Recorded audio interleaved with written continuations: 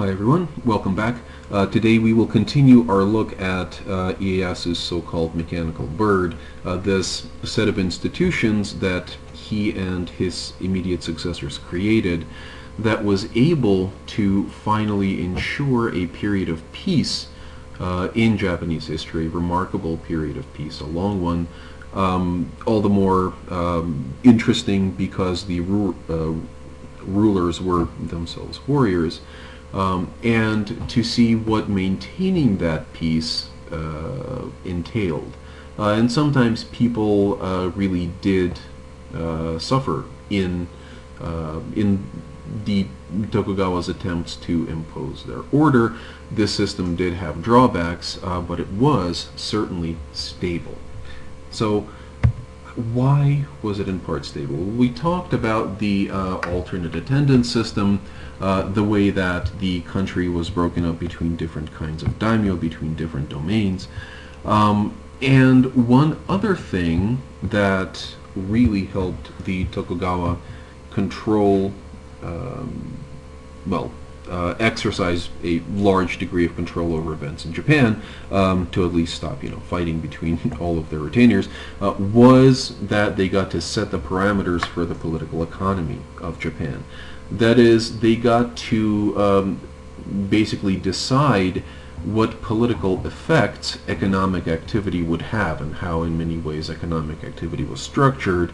And a lot of this was to aid the Tokugawa in controlling the great daimyo. First of all, as we've seen during the alternate attendance, with the alternate attendance system, the Sankin Kotai system, samurai had to spend money. They had no choice. They had to spend money in procession. Certainly the daimyo did, but all samurai had to basically act and look like samurai.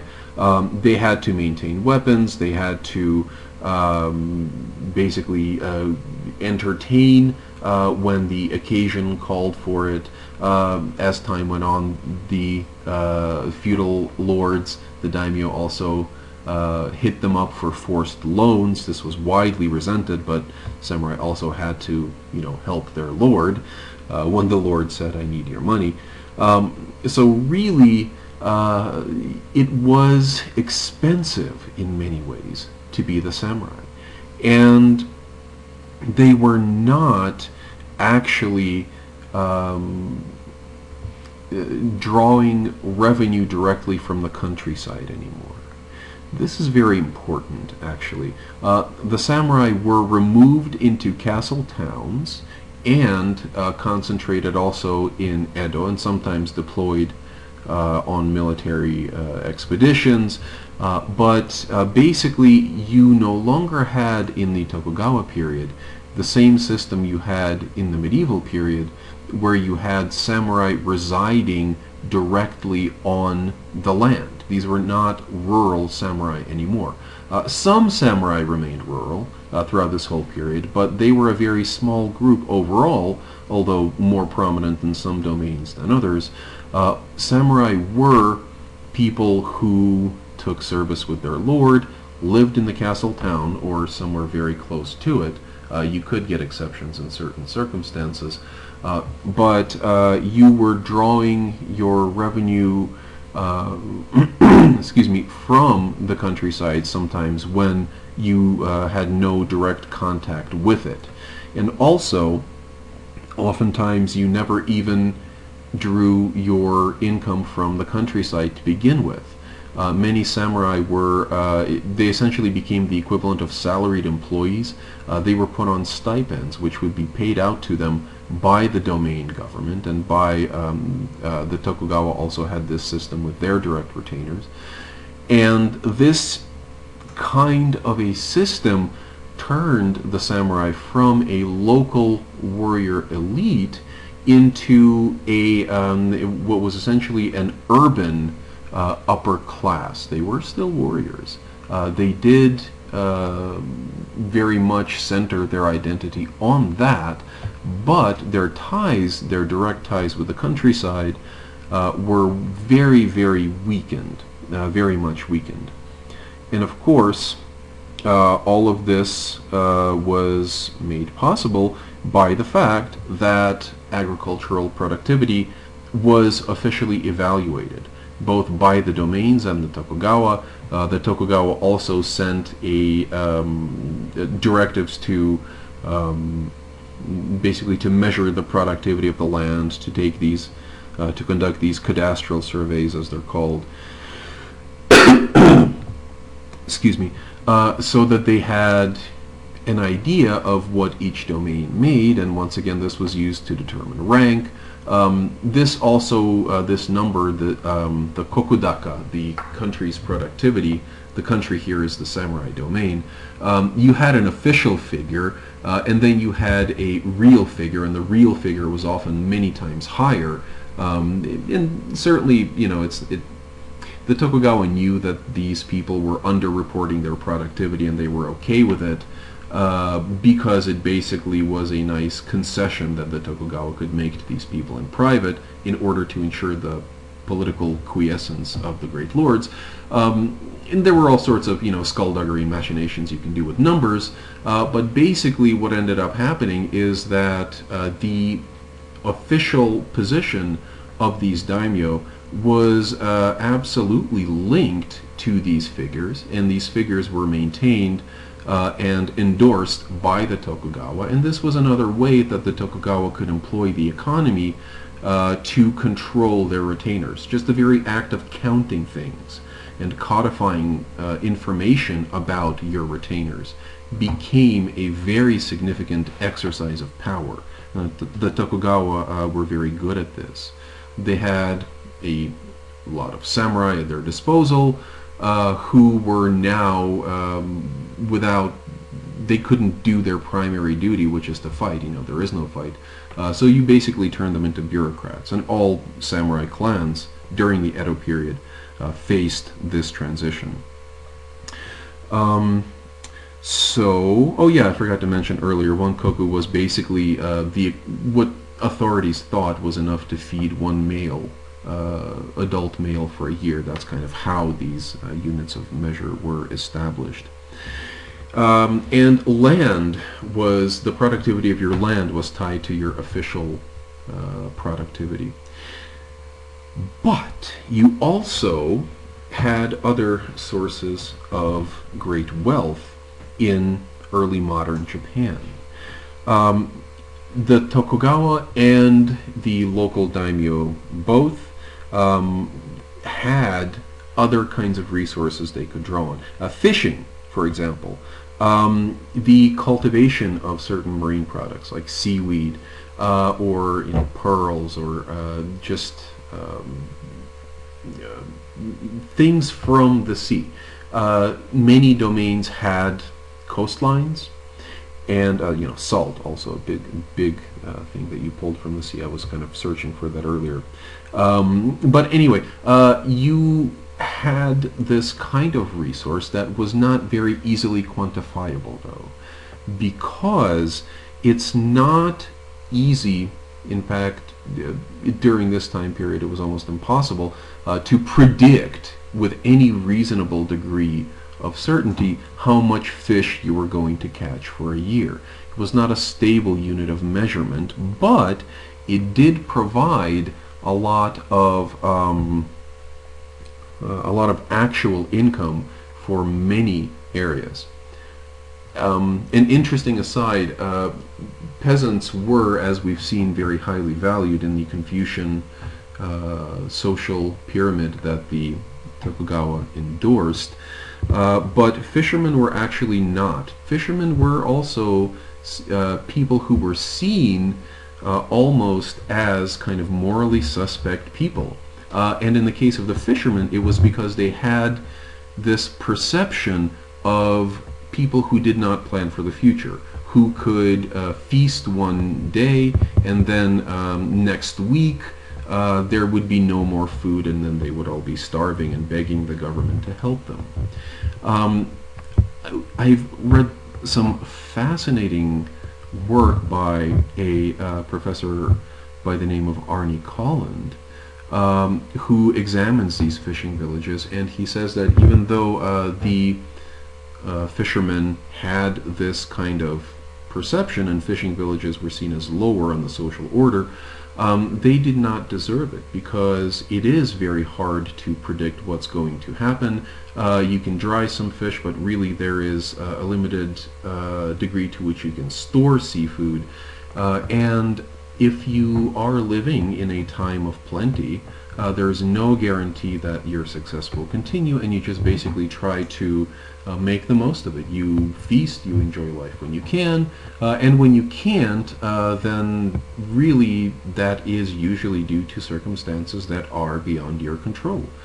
Sometimes the fish don't come, sometimes the fishing is just poor, but when you're looking at this from the point of view of these very bureaucratic, very cut and dry thinking samurai, who value predictability and who just basically think that everybody should follow their orders, they look at these fishermen and they see people who they don't really understand, and so they think that they must be up to something that is no good. This is just part of the reason that maritime history is so fascinating to me. In my own research, I study the sea a lot, and it's in part because it's a place where there are these sometimes these gray areas in this society where everybody is supposed to have their place, and a lot of these maritime communities and a lot of diplomats who communicate by boats in this time period, set up in these communities, they really call into question some of the certainties of this narrative of a well-ordered society, and show how important behind-the-scenes compromise was. But anyway, back to how the Tokugawa used the political economy to exert their rule. Lots of income from maritime pursuits that was not necessarily officially recognized, and it was kind of a nice bone that Tokugawa threw to some of their domains, and of course enjoyed it themselves. The products of mining during this time period really took off. For a century, Japan's greatest export was silver, and then for a few decades it was copper, and this went to the Chinese market, which was very, very ready for that kind of a product. And a lot of the mining was actually monopolized by the Tokugawa. This was also a great source of revenue. Some manufacturing. Certainly, I've mentioned brewers before, and I can't overemphasize how important these people were. Alcohol is one of the few luxuries these people at the time had available to them, and it was also necessary in cooking and in many kinds of production as well.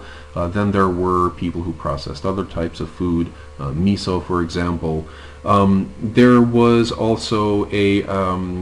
were also industries like construction and lumber, which provided very, very significant revenue for great merchant houses and for domain lords who allowed these merchant houses to operate on their territory. Forest products of all kinds, honey. Basically, these were extremely valuable sources, but once again, they were not necessarily reported officially. So you are dealing with a economy where some parts of it are very tightly controlled and regulated, like farming of rice and other kinds of farming as well, and foreign trade, and some parts of the economy that are given over to control by domains, and just basically left to be almost unregulated within the domains. And a lot of these types of enterprises fit the bill, and of course the Tokugawa within their domain, within their own lands, acted just like any other territorial lord did, and could also interfere in other domains and take over especially lucrative mines and do things like that. Very complicated economy, lots of business. The Tokugawa peace actually allowed a lot of these regional economic centers that had emerged during the Warring States period to be finally peacefully integrated.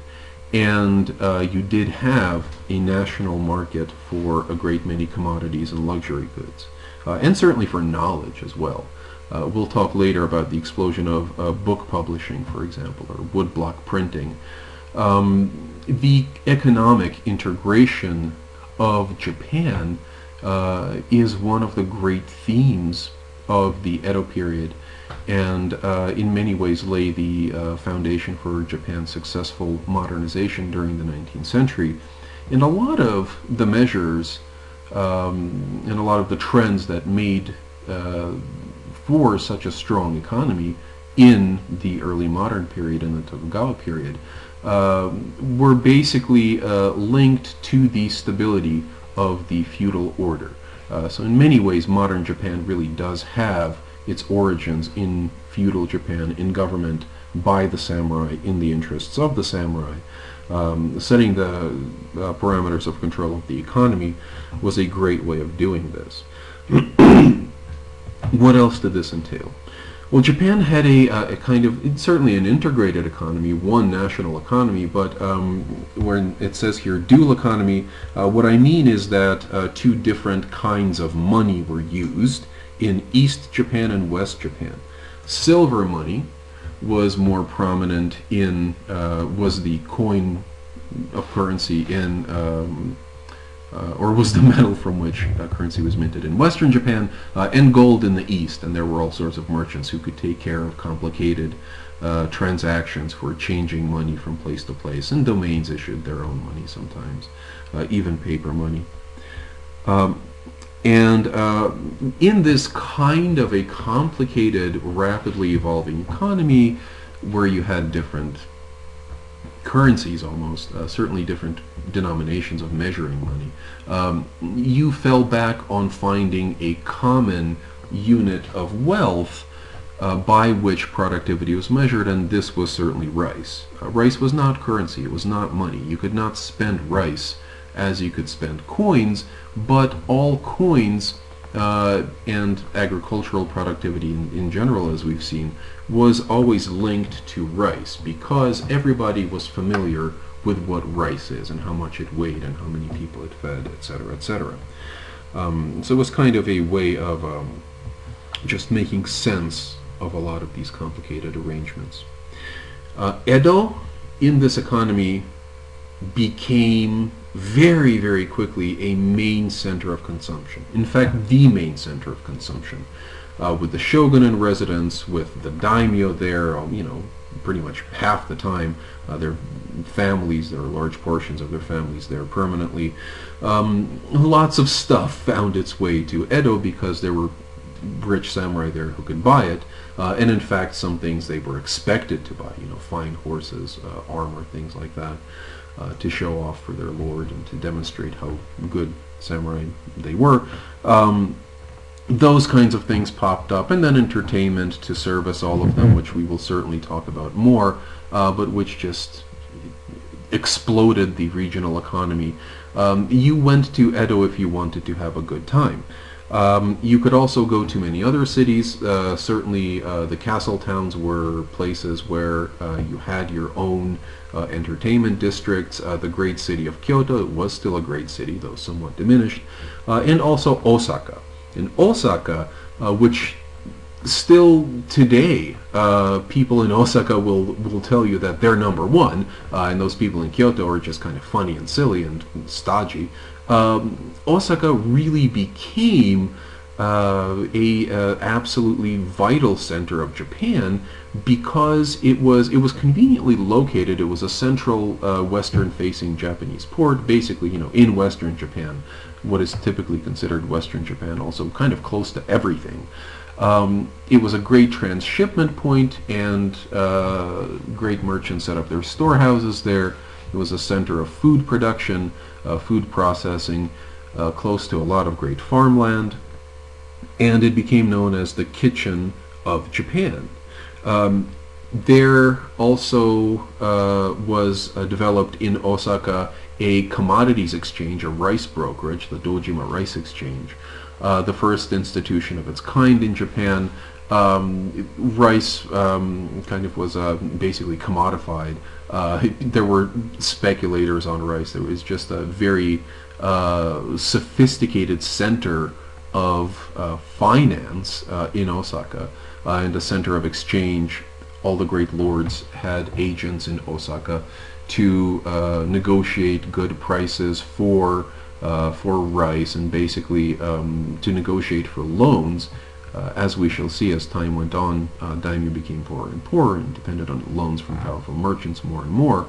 But basically, a lot of that kind of activity took place in Osaka, and then there was also, of course, a lot of culture there, a lot of consumption there, but a great deal of material then went to Edo and was consumed by the shogun and people like him.